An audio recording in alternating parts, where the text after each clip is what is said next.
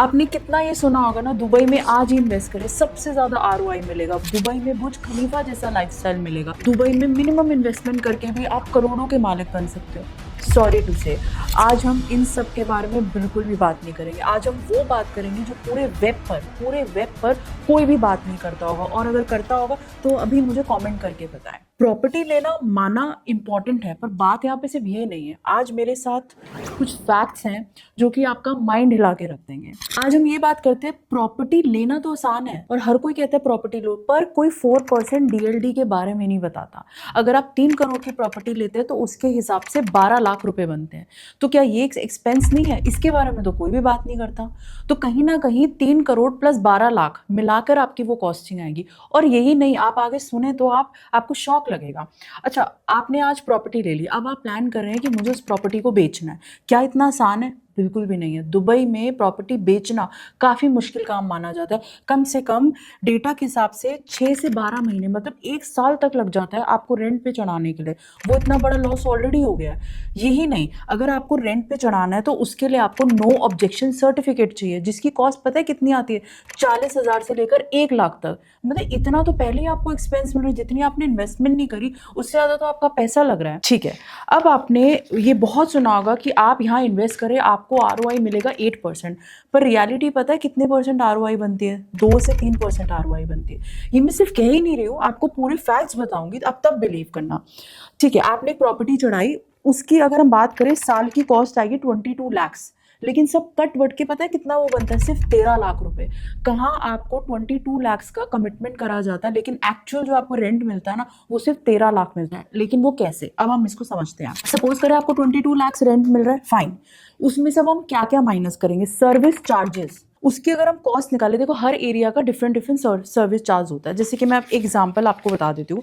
अगर हम बुर्ज खलीफा एरिया की बात करते हैं तो वहाँ पर सबसे ज़्यादा सर्विस चार्ज लिया जाता है, जो कि 1000 से लेकर 1700 की रेंज में आता है। और अगर हम अफोर्डेबिलिटी की बात करें तो वो 150 to 250 के अंडर होता है, which is very cheap. But ठीक है, अब सर्विस चार्ज अगर आपको 22 लाख का रेंट मिल रहा था तो 4 लाख तो सर्विस चार्ज में निकल गए, इसको माइनस कर दो। एक मैनेजमेंट फीस भी होती है वहाँ पे, वो भी 1 लाख से ऊपर होती है, इसको माइनस कर दो। एक मेंटेनेंस फंड होता है, जैसे कि एसी खराब हो गया या कोई भी और चीज़ें रिपेयर करनी होती है, उसकी एक कॉस्ट बनती है जो कि इज समवेयर अबाउट 60,000। ठीक है, एक वहाँ पे ना, अब सपोज करो आपको टेनेंट भी फाइंड करना है, वो भी इजी नहीं है, उसकी भी कॉस्ट 50,000 रुपये आती है। ऐसा नहीं है आप ऐसी टेनेंट फाइंड कर लोगे, उसके लिए आपको किसी से कंसल्ट करना पड़ेगा और वो भी एक फीस लेगा जो कि 50,000 रुपये बनती है।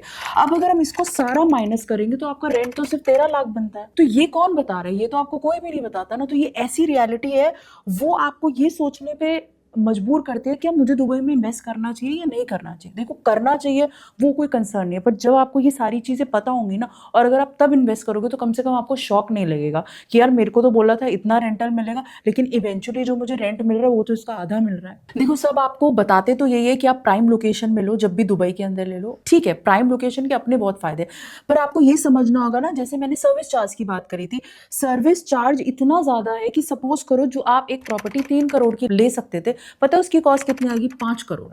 इतना पैसा तो आपने खामखा वेस्ट किया ना। तो आप क्या कंसिडर कर सकते हैं? जैसे एरियाज है जेवीसी, आपका आता है जेएलटी, राइट, एक आता है आपका अर्जान, और ऐसे बहुत सारे एरियाज, दुबई साउथ भी है। यहाँ पर जो सर्विस चार्ज है ना, अगर हम इंडियन रुपीज में बात करें तो 450 टू लेकर 250 तक बनती है, which is comparatively half of the areas जो कि आपके प्राइम एरियाज है, जैसे कि डाउनटाउन, बिजनेस वे और भी बहुत सारे पॉश एरिया। तो जो इन्वेस्टमेंट है वो आपको सोच समझ के करनी है कि आप इतना ज्यादा महंगा फ्लैट देके, इतना उसका सर्विस चार्ज देकर रेंट तो अल्टीमेटली कम ही निकाल रहे हैं ना, या वहां इन्वेस्ट करेंगे जो खरीदने की जो अमाउंट है वो भी कम है, एंट्री पॉइंट भी कम है, उल्टा वहां पर रेंट भी ज्यादा आएगा और सर्विस चार्ज भी कम लगेगा, मेंटेनेंस कॉस्ट भी कम लगेगी। तो इवेंचुअली जो वहां रेंट निकल के आएगा ना, वो ज्यादा रेंट निकल के आएगा। ये भी बोलते हैं कि भाई ठीक है, आप दुबई में इन्वेस्ट कर लो, कुछ टाइम के लिए कर लो और फटाफट बेच देना। बिल्कुल भी नहीं, ऐसा तो आप बिल्कुल भी नहीं कर सकते, क्योंकि जो शॉर्ट टर्म वाला है ना, ये प्रॉपर्टी जो फ्लिप आप बोलोगे वो बिल्कुल भी नहीं चलती। अब एक हम जस्ट एग्जाम्पल के तौर पर समझते हैं। अब दुबई के अंदर आपको पता है कम्युनिटीज होती है। अब एक कम्युनिटी में क्या हुआ, 4-5 टावर आए, एक टावर लॉन्च हुआ, उसमें आपने घर लिया,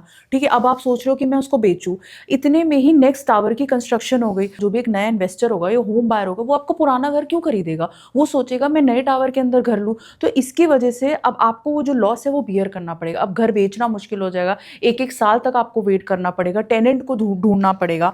और यही नहीं, इनफैक्ट नो टैक्स तो बोलते हैं, लेकिन वो जो मैंने आपको इनिशियली बताया था, वो जो 12 लाख का डीएलडी, डिपेंडिंग ऑन आप किस टाइप की प्रॉपर्टी ले रहे हैं, 12 लाख तो मैंने एग्जांपल दिया था, उस प्रॉपर्टी का 4% जो डीएलडी चार्ज करते हैं वो भी तो फिक्स है ना। तो आप नो टैक्स क्यों करते रहते हो? पूरा वेब जो है सिर्फ नो टैक्स बोलता है, पूरा वेब ये तो नहीं बताता, कोई भी नहीं बताता कि आपको टैक्स लगता है, ये इतनी सारी चीजें तो माइनस हो जाती है, डिडक्ट हो जाती है, तब जाके आपको रेंट मिलता है। तो देखा जाए तो रेंट तो कम मिलता है, माना कि आपकी एक इन्वेस्टमेंट हो रही है, प्रॉपर्टी एप्रिशिएट भी करेगी। हाँ, एक और बात, एप्रिसिएशन का भी बड़ा प्रॉब्लम है इंडिया से अगर हम कंपेयर करें, तो दुबई की प्रॉपर्टी इतनी जल्दी एप्रिशिएट नहीं करती। हाँ, रेंट भले ही वापस आता है, पर रेंट ज्यादा भी आपको खुद कैलकुलेट करना पड़ेगा। जो ये मैंने सारी कैटेगरीज को बताया, उसको माइंड में रखते हुए तभी आपको इन्वेस्ट करना चाहिए।